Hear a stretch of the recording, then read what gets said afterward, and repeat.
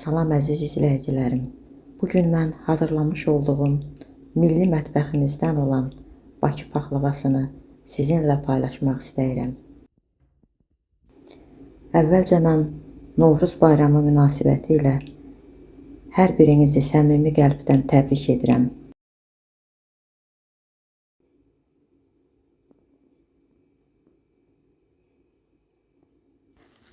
Paxlavanın hazırlanması üçün əvvəlcə üyüdülmüş 600 qram qoz ləpəsinin üzərinə 400 qram şəkər tozu töküb qarışdırıram.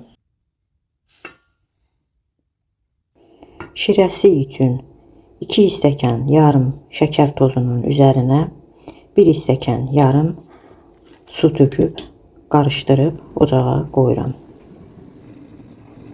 Sonra isə içərisinə 1 dilim limon atıb 10 dəqiqə qaynadıram.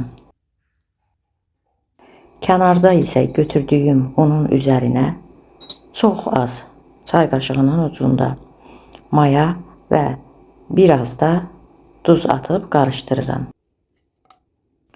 Sonra isə üzərinə 190 qram yağ,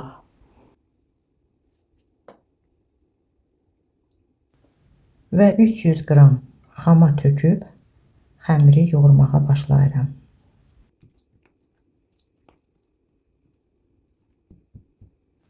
Qeyd edim ki, unumuzun miqdarı 700 qramdır.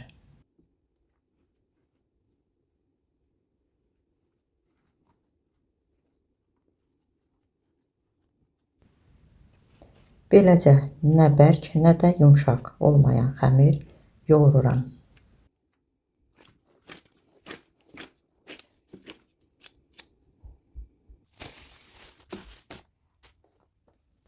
Sonra isə xəmirin üzərini bağlayıb 15 dəqiqə gözləyirəm. Kənarda isə 250 qram yağı əridirəm.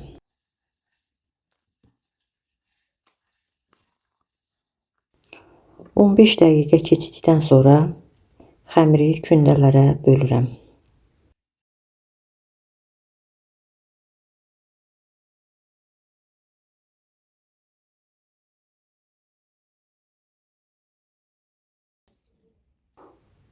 Mən paxlavanı 13 qatdan edəcəm. Ona görə 13 hissəyə böldüm. İkisini böyük tutdum. Paxlavanın altı və üstü üçün. 9'unu isə kiçik ölçüdə götürdüm.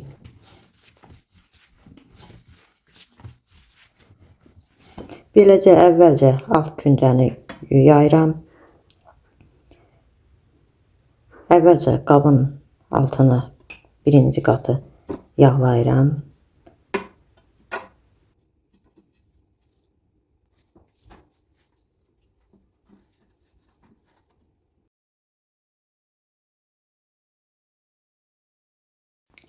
Sonra xəmiri yerləşdirdikdən sonra kənarlarını düzəldərək kəsirəm. Birinci qatın üzərini yağlayıram.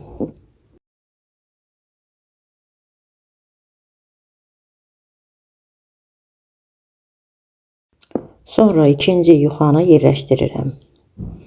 Yerləşdirdikdən sonra kənarlarını çəkərək düzəldirəm. Kənarda artıq qalan xəmirləri isə kəsib götürürəm. Mən indi fikir verdinizsə yağlamadım. Yağ çəkmədən ləpəni tökdüm. Və beləcə bu qayda ilə bütün yuxaları bir-bir yığıram.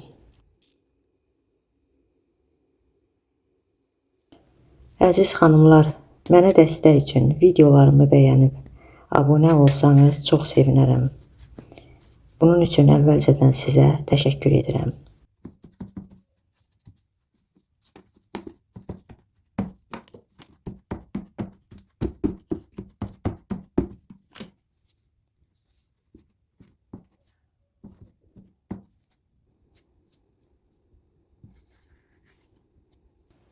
Və nəhayət 12-ci yuxanı sərirəm.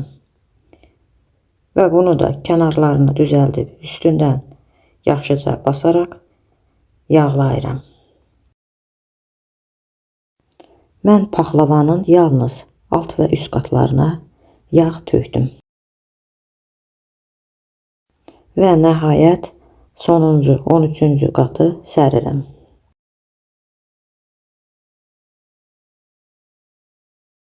İçərisində hava qalmaması üçün bu cür üzərindən möhkəm basıram. Sonra isə kənarlarını kəsib çıxarıram. Sonra isə üzərini bağlayıb 1 saat kənarda saxlayıram.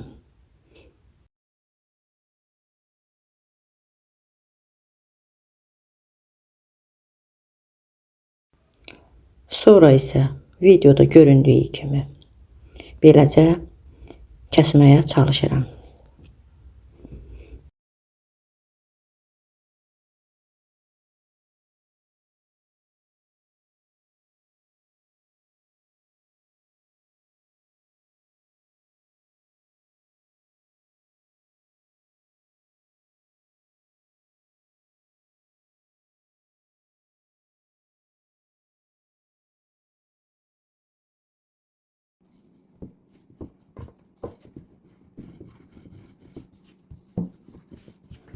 Burada isə paxlavanın öz xəmirindən kənara qoyduğum bir hissəni yayıram.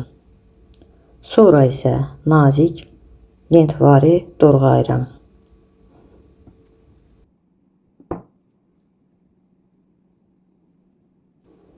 Beləcə bu cür doğrayaraq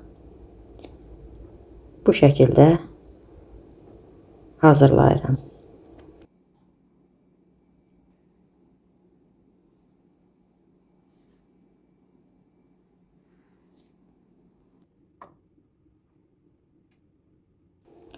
Götürmüş olduğum 2 yumurtanın sarısını bu cür süzgəcdən keçirirəm.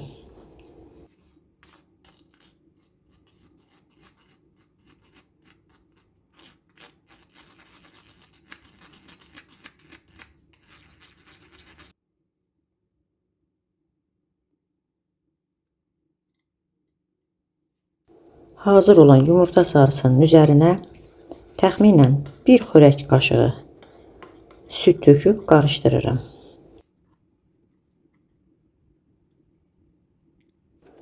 Sonra isə paxlavanın üzərinə yaxşıca sürtürəm.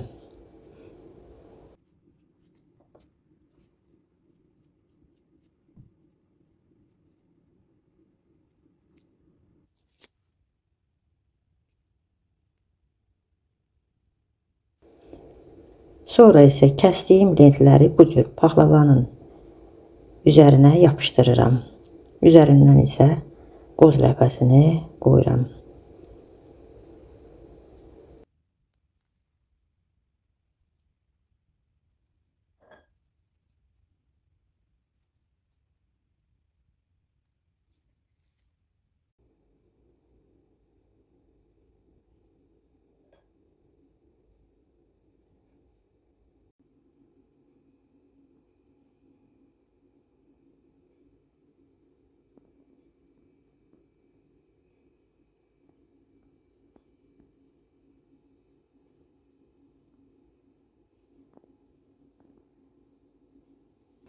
Sonra isə hazır olan paxlavanı sobaya yerləşdirdim. 170 dərəcədə əvvəlcə 15 dəqiqə bişirdikdən sonra çıxardıb belə bu cür təzədən kəsərək əritdiyim yağı üzərinə tökdüm.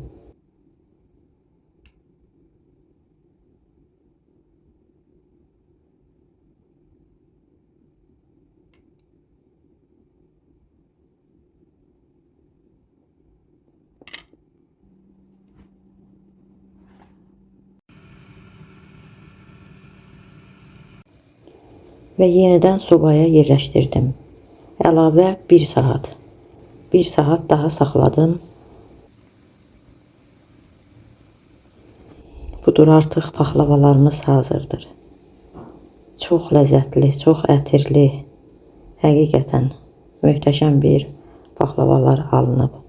İndi isə kənarda hazırladığım şirəni üzərinə tökürəm. Qeyd edim ki, şirəmiz soyuq olmalıdır. Paxlava qaynar, şirə isə soyuq olmalıdır.